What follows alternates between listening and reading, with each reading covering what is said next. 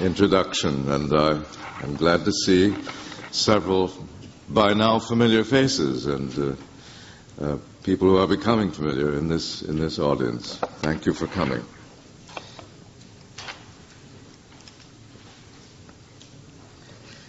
For the sake of any who have joined us midstream, let me begin by reminding you of the thesis, the basic thesis that I'm seeking to develop in these lectures, and I want to indicate where I am in the process of attempting to substantiate that thesis. I believe that the phase of the Christian movement which we call Christendom, that is, the domination of official Christianity in the Western world, that this phase is coming, and indeed has come, to an effective end, despite vestiges of Christendom that continue today and may continue for a very long time. It's as if the mechanism of the clock had stopped, even though the pendulum still swings back and forward on its own momentum. I developed this part of the argument in the first lecture, which I called The Decline and Fall of Christendom. I also find that the Christian churches or denominations are resisting this ending mightily, mostly by repressing their actual awareness of it. And in the second lecture, I explained that part of the reason why it is possible to do this in the North American situation, namely, that our kind of establishment on this continent has been a cultural rather than a legal establishment.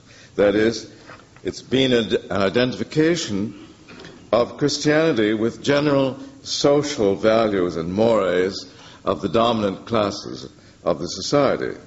This has meant that Christianity has been able to seem viable as the majority faith in North America much longer than in the older, legal established situations in European church contexts.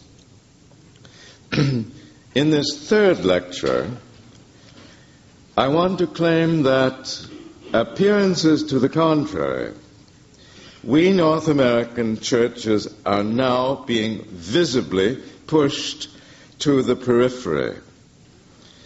And the question that is confronting us in this situation is, are we just going to let this happen to us, or can we give some concrete direction to this process of disestablishment?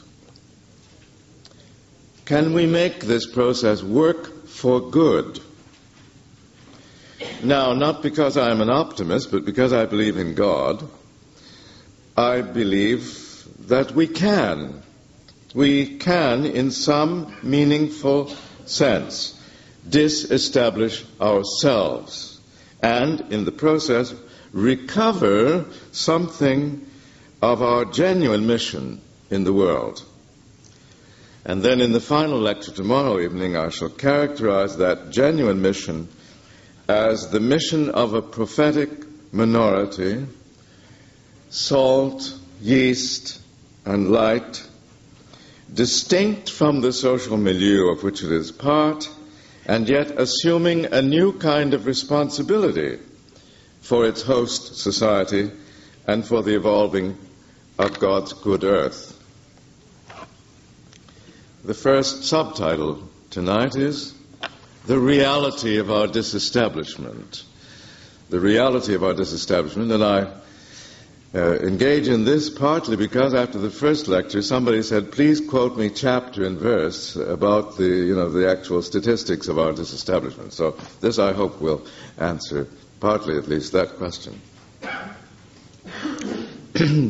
Despite the tenacity of our North American form of Christian establishment, a process of disestablishment has been underway in the United States and Canada for some time. At least since the end of World War II, it has been visible. Hence, the effective distancing from the dominant culture is occurring quite apart from any determination on the part of the church bodies concerned. We are no longer really mainline churches or major denominations in anything but the historical sense of having grown out of older families of Christendom. We are not mainstream churches, if that term implies, as it seems to imply for most people, a certain social status, a status of unquestionable social respectability, a status of right-thinking American and Canadian Christianity, a status of being accepted as the official, unofficial cults of our dominant culture. I think we may be allowed to play that role here and there, but I also think that we are deluded if we imagine that it's a part that our society reserves for us alone, or that it will simply be held open for us, world without end. I don't claim that we are socially insignificant. No, not at all. In fact, I believe that we have a greater potentiality for genuine public significance now than we have actually had in the past.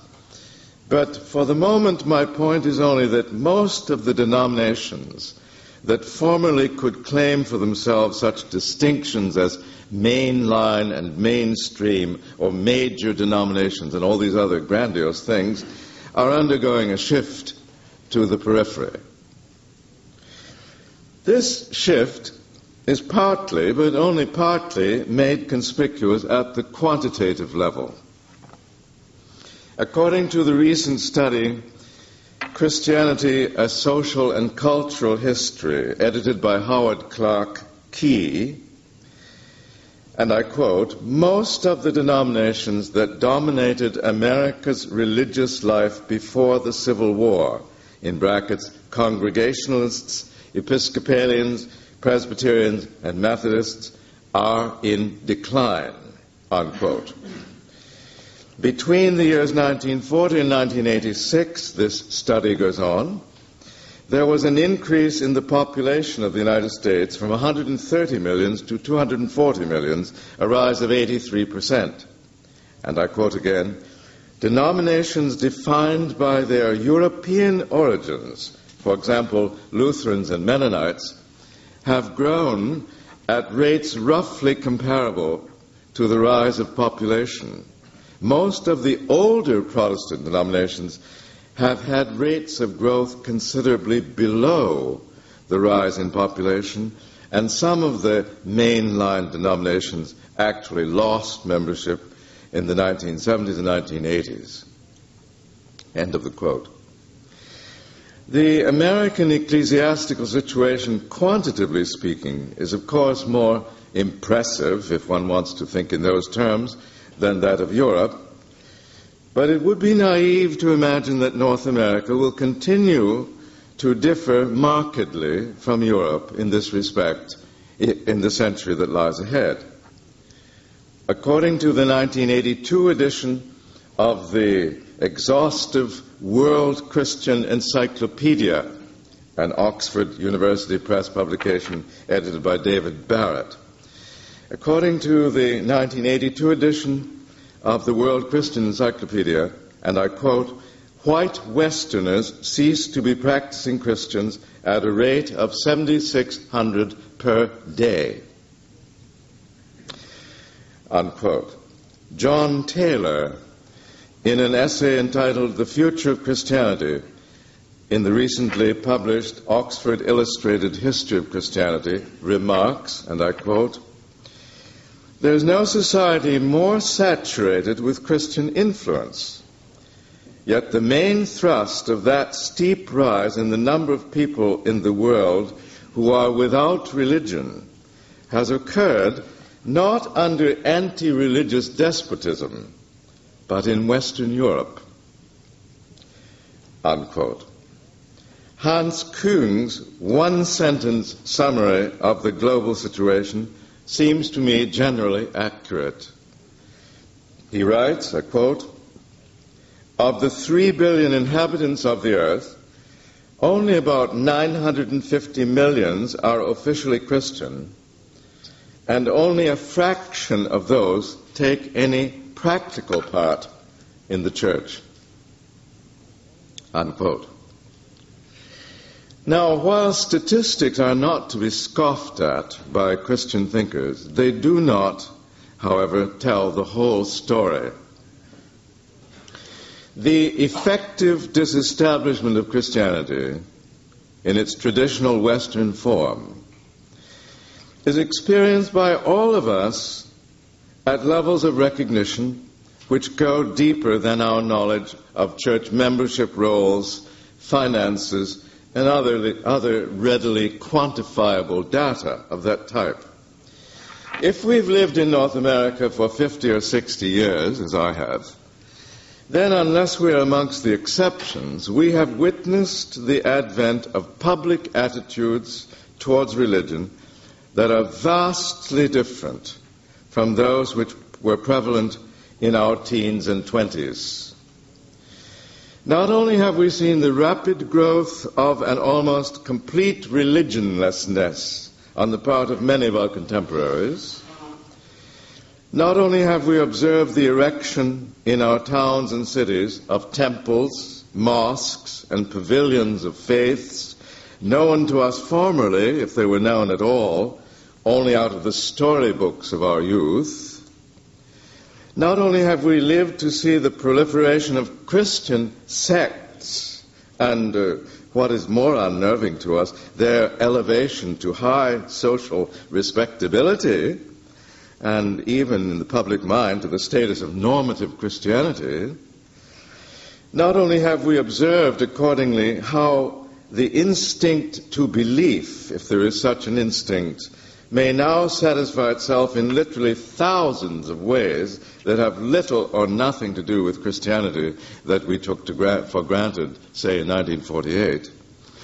But beyond all that, the discriminating amongst us have discerned the appearance of new attitudes towards the whole phenomenon of religious belief. That it is strictly an option, that it is a purely individual decision, that there's no reason why the children of believing parents should be considered potential members of religious communions, that religion may be useful, but that truth does not necessarily apply to this category, and so on and so on. Attitudinal changes. Such non-quantifiable experiences as these, and not only the statistics, were undoubtedly in the mind of the American church historian Robert T. Handy, incidentally a Baptist and one of my teachers, when in the final chapter of his 1977 book, A History of the Churches in the United States and Canada, he wrote, and I quote, "The American and Canadian churches entered the period following World War I devoted as they'd always sought to be to the services of God and to the continuation of the patterns of Western Christendom. In the half-century following World War I, increasing numbers of persons, both inside and outside the churches, came to believe that their civilization was no longer basically Christian and that Christendom was a fading reality." Robert T. Handy, in his 1977 book, A History of the Churches in the United States and Canada.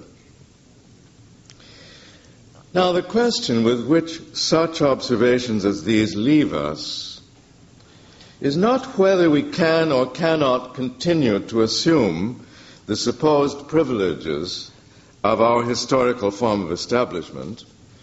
Rather, the question is, as I said, whether we shall simply allow the process of being disestablished to happen to us, or whether, as individuals and Christian bodies, we shall take some active part in directing this process. The process itself, I believe, cannot be reversed. Moreover, I do not believe that Christ's discipleship is well served by trying to reverse it. The scramble to regain or retain or retrieve or recreate Christendom, which is entertained in various forms and programs by several powerful Christian lobbies in North America and beyond, seems to me both socially naive and theologically questionable, even if it could be achieved. And it could not be achieved without violence, psychological, if not physical violence. It would not represent, to me, a faithful rendering of gospel for our context. Those of us who do not entertain the idea of re-Christianizing the West, sorry, that was a mistake. Those of us who do entertain the idea of re-Christianizing the West, I'm not one of them, would do well to consider more carefully the millennium and a half, the 1500 years, during which the Christian religion did dominate Europe and its satellites. Church historians who have tended during our own time to be academicians, distanced from the pursuits of institutional churches, have a particularly important role to play in ecclesiastical life today. Whatever else the study of history may mean, it entails the pursuit of truth about the past, and therefore it functions critically in relation to the tendency of institutions to indulge in one-sided and romantic versions of their own historical foundations. A church history sensing its responsibility for the church in our context, a context in which there is a temptation to attempt to recover Christendom's allegedly glorious past, a church history that is responsible to the churches today is obliged, it seems to me, to keep before the churches the memory of what it was necessary for Christianity to do and to become in order to achieve that state of preeminence that we call Christendom. In particular, such historians would be required to study and communicate in detail the history of Christian attitudes towards and treatment of alternative faiths and minorities of every kind. In particular, whoever thinks that Jesus Christ commands his body to convert everyone to an explicitly Christian faith had better contemplate the long, sad, and often gruesome story of Christian anti-Judaism ending up in Auschwitz. Whoever wants to believe that Christian mission means Christian expansion had better reconsider the terrible devastations wrought in the Americas by Europe's various Christian conquistadors.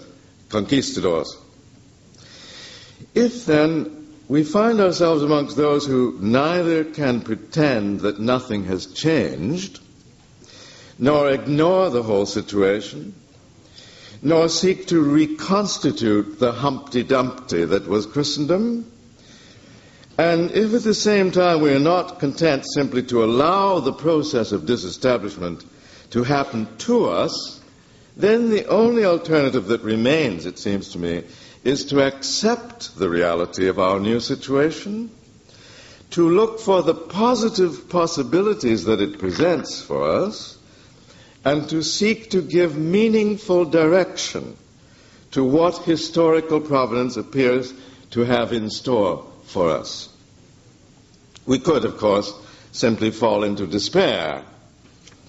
Many have already opted for that choice.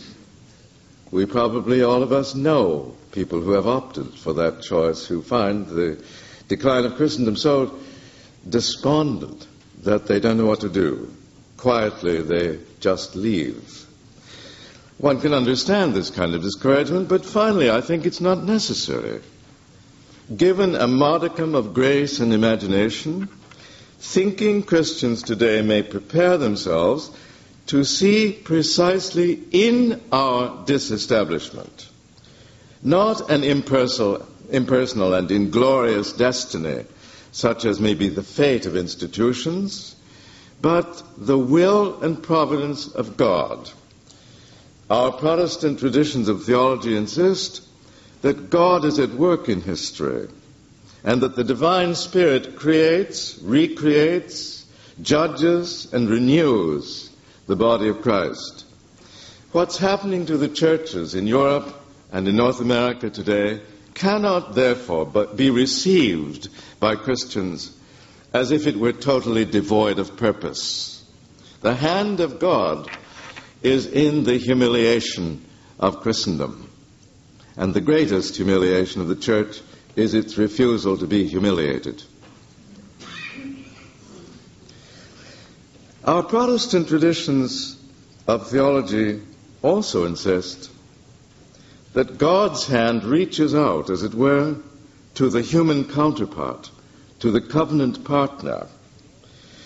History, including the history of the church, when it is Christianly understood, should never be conceived as that which willy-nilly happens to human beings and societies. Even though Christians must reject the modern idea that humans are the autonomous makers of history, the covenantal basis of our faith places upon humankind a participatory responsibility for the unfolding of what seem to be God's purposes in history. Christians understand themselves to be stewards of the mysteries of God.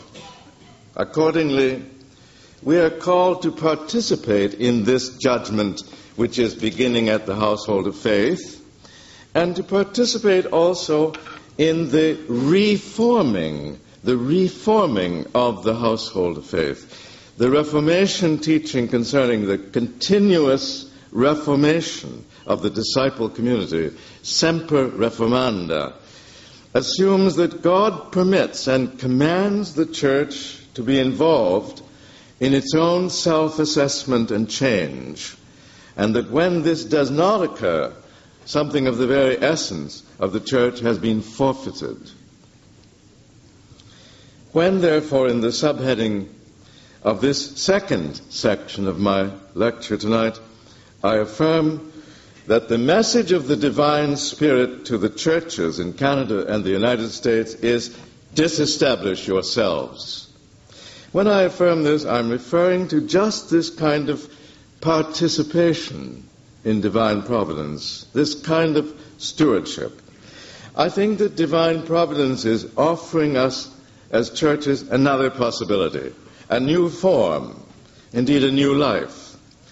But we may accept this gift of the new only as we relinquish the old to which we are so stubbornly clinging.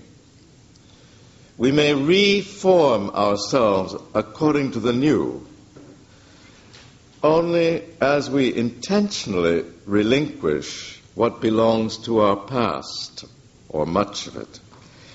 Such things as the comfortable relationships that we have enjoyed with governments and ruling classes, the continuous confirmation of accepted social values and mores by means of which we sustain those relationships with power, the espousal of charities which ease our guilty consciences whilst allowing us to maintain neutrality with respect to the social structures that make such charities necessary, the silent acceptance of racial, sexual, gender, and economic injustices, or their trivialization through tokenism, failure to probe the depths of human and creaturely pathos by confining sin to petty immorality or doctrinal refinements drawn from the past, and so on. There is still largely unexplored wisdom in the tradition of Jerusalem, which, were we to awaken ourselves to it, could enable the Christian church truly to engage our society at the heart of its crises.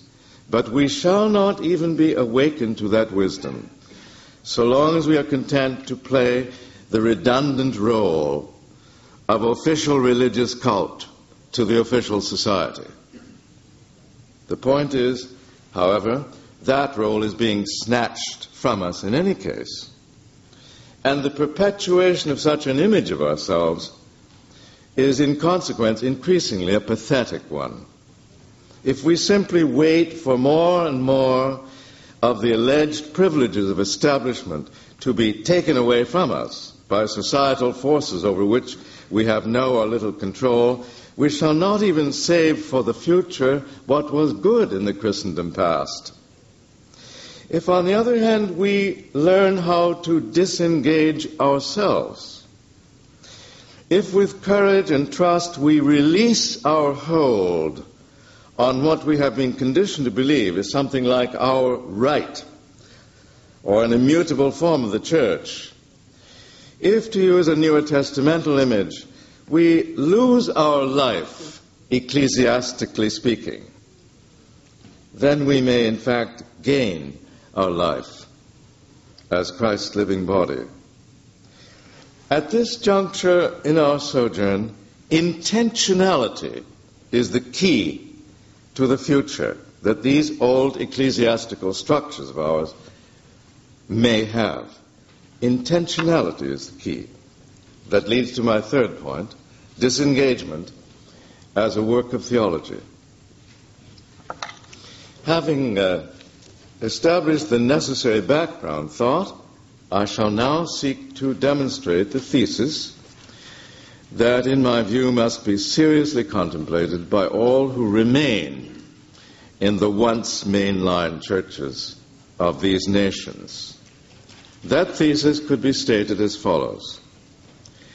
Intentional disengagement from the dominant culture with which in the past the older Protestant denominations of this continent have been bound up is the necessary precondition for a meaningful re-engagement of our society, more particularly of that same dominant culture. I shall read it again. Intentional disengagement from the dominant culture with which in the past older Protestant denominations of this continent have been bound up is the necessary precondition for a meaningful re-engagement of our society, more particularly of that same dominant culture. Now, the demonstration of that thesis requires 3 steps. First, I must clarify what is entailed, in my view, in the idea of an intentional disengagement from the dominant culture. Second, I must explain, in a general way at least, how such a disengagement could facilitate meaningful re-engagement of that same culture. And third, I must provide enough concrete examples of such a process to give this whole idea contextual credibility. These tasks, these 3 tasks will require what remains of this evening's lecture and the 4th and final lecture tomorrow evening. First, then, what is entailed in an intentional disengagement from the dominant culture? It's one thing to respond to such a question in societies such as most European societies have been, where Christian establishments are of the legal de jure variety. It's something else in our context, in our North American context, where, as I argued in last evening's lecture, what obtains is not a legal establishment but a cultural establishment. Just because ours is an establishment at the level of content rather than at the level of form, just because our close ties with the dominant culture have existed at the level of fundamental beliefs and lifestyles, the rudimentary moral assumptions, any effective extrication of ourselves from this by now severely limiting relationship has to occur at that more subtle level, that is to say, at the level of thought. To put it quite clearly, for North American Christians who are serious about reforming the church so that it may become a more faithful bearer of gospel in our social context, There is no alternative to a disciplined, prolonged, and above all, critical work of theology. And by theology, I do not mean, please, merely academic theology. I mean a theology that reaches into the life of congregations. Theology that asks of every Christian something of what it asks of those who pursue theology as a life work or calling. In short, by theology, I mean what Martin Luther had in mind when he wrote, Vivendo, imo moriendo, et damnando, fit theologus, non intelligendo, legendo, aut speculando. It is by living, nay, rather by dying and being damned, that a theologian is made, not merely by understanding and reading and speculating. I'm talking about an existential process that in reaching into the congregation's life causes a ferment of thought to occur. Concretely speaking, Christians must learn how to distinguish the Christian message from the operative assumptions, values, and pursuits of our host culture, and more particularly those segments of our society with which, as so-called mainstream churches, we have heretofore been identified. Since most of the denominations in question are bound up with middle-class, Caucasian, and broadly liberal elements of our society, what we shall have to learn is that the Christian message is not just a stained glass version of the worldview of the social stratum with which we have made our bed. Now that's of course easily said. In these days it's even said rather frequently. But I'm not convinced that it's been grasped by more than a small percentage of Protestant clergy and laity. Moreover, the movements in our midst which have taken seriously the need for Christians in North America to distance themselves from the worldview of their conventional socio-economic constituency seems to me to err often in two fundamental ways. First of all, some of these voices that want us to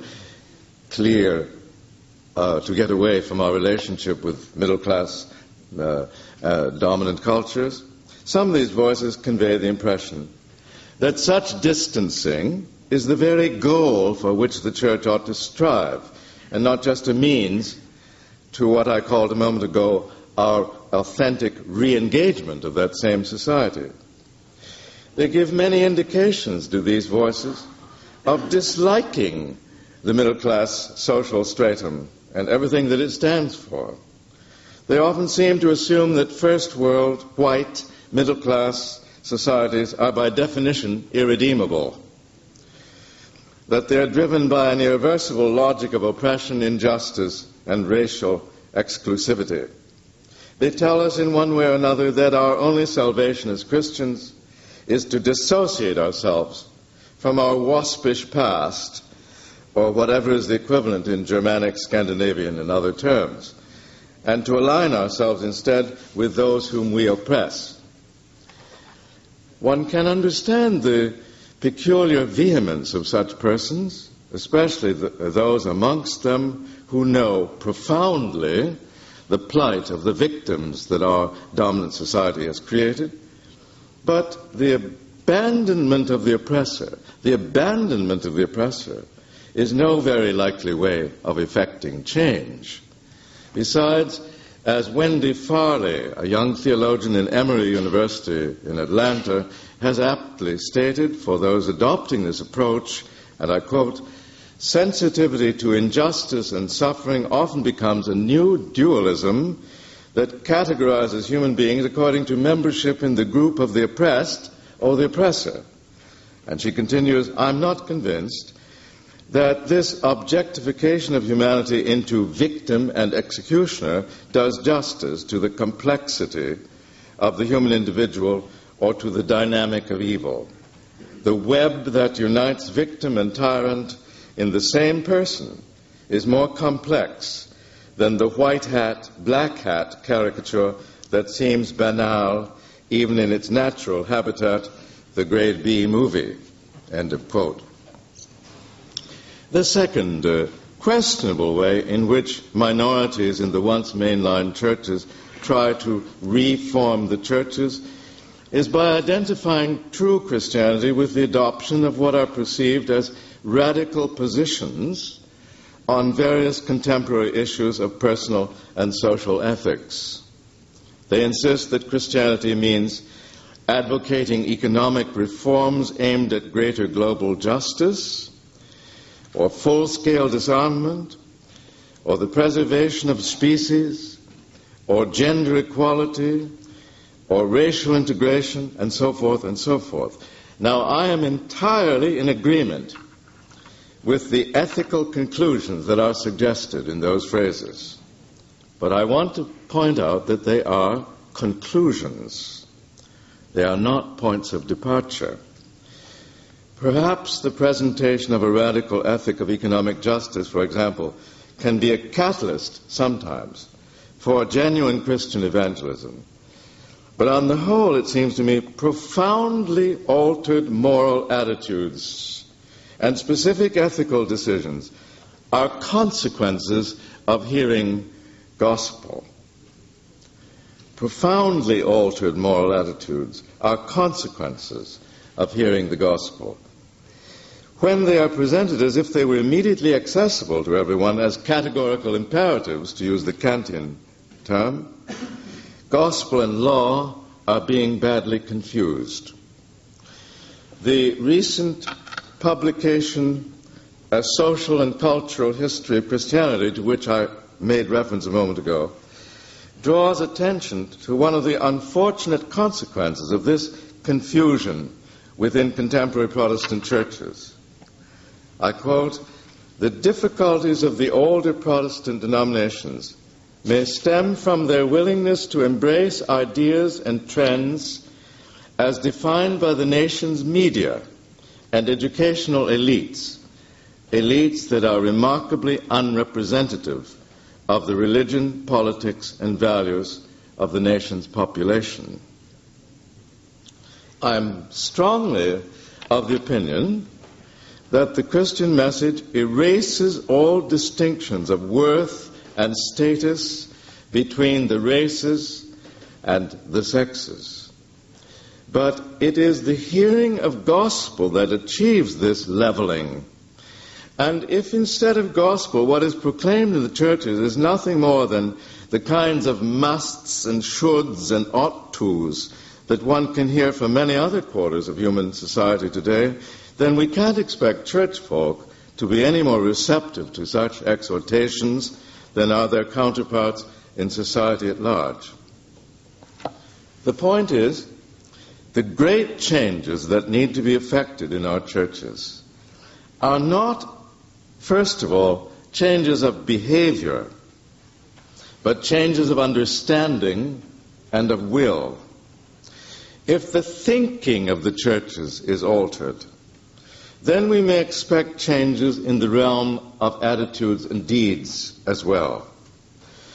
If, on the other hand, being Christian continues to mean little more than being predictable middle-class liberals with a tinge of something that is now fashionably called spirituality, then the few exceptional things that congregations occasionally manage to perform ethically will lack any foundation in repentance and faith, and they will show up precisely as exceptions, ad hoc, ethical non sequiturs, kept going by the enthusiasm of a few and the guilt of a somewhat larger cross-section of churchgoers.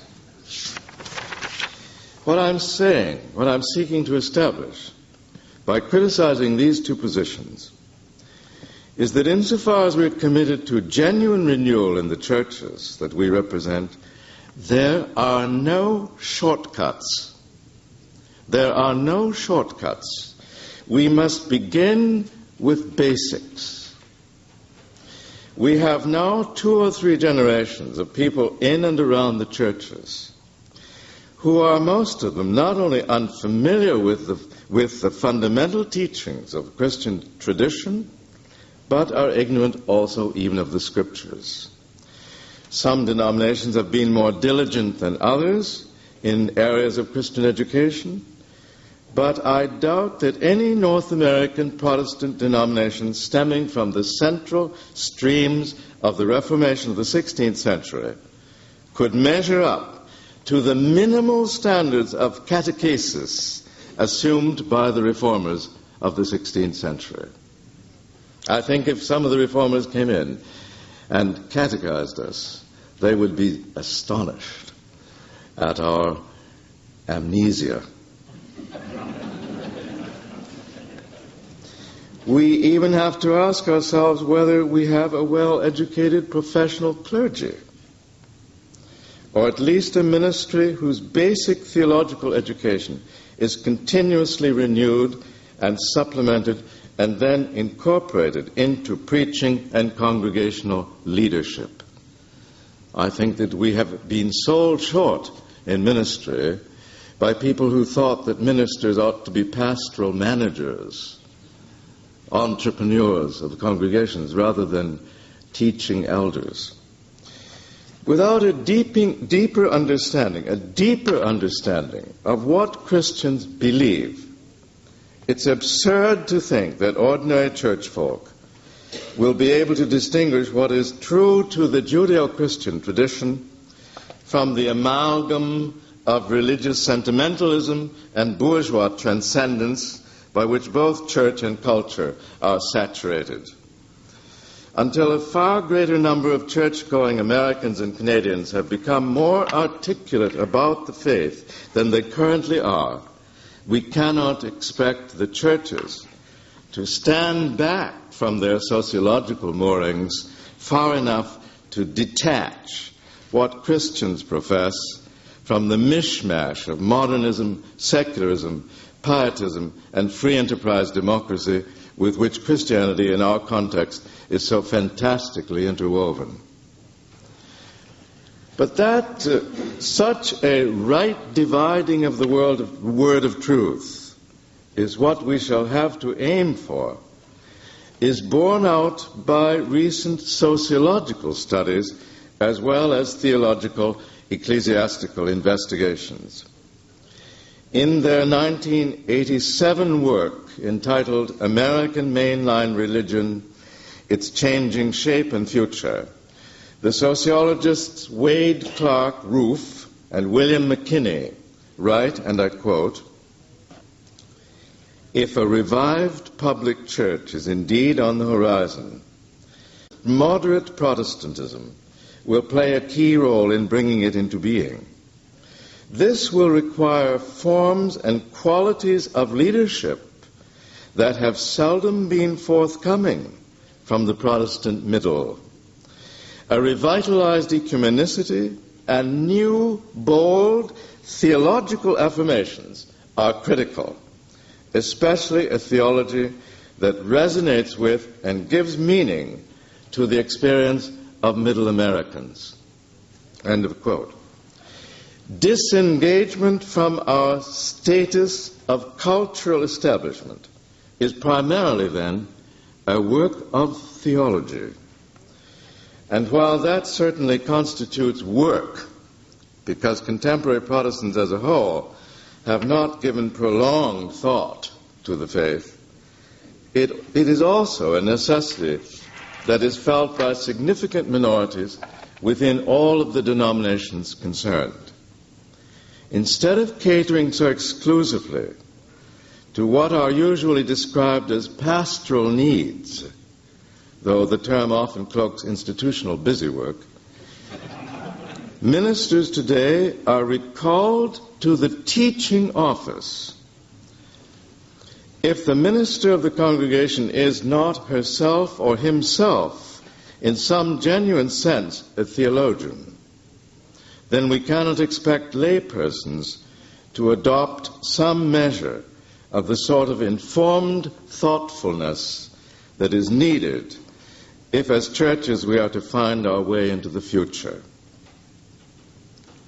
To conclude this present lecture, the opportunity that comes to serious Christians at the very point where Christianity seems to be in decline is an opportunity that has seldom presented itself in Christian history, namely the opportunity actually to become salt, yeast, and light that Jesus in the New Testament speaks of as the very character of the disciple community.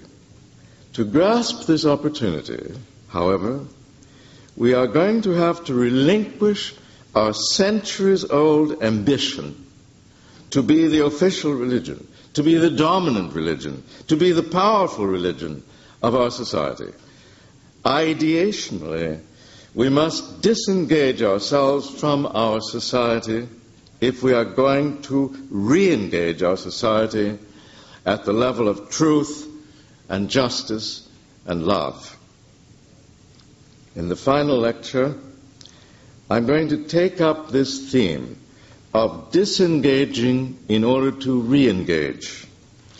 And in this way I shall hope to make concrete the proposal of these lectures, namely, that after Christendom, the Christian movement may get on with being what all along it has been called to be, the cruciform body of Jesus Christ, a priestly and prophetic community of the way.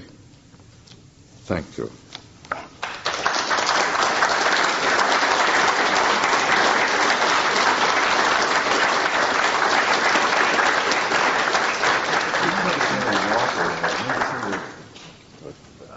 Certainly questions, yeah. Well, I was a little confused about one thing this evening. There were moments I was certain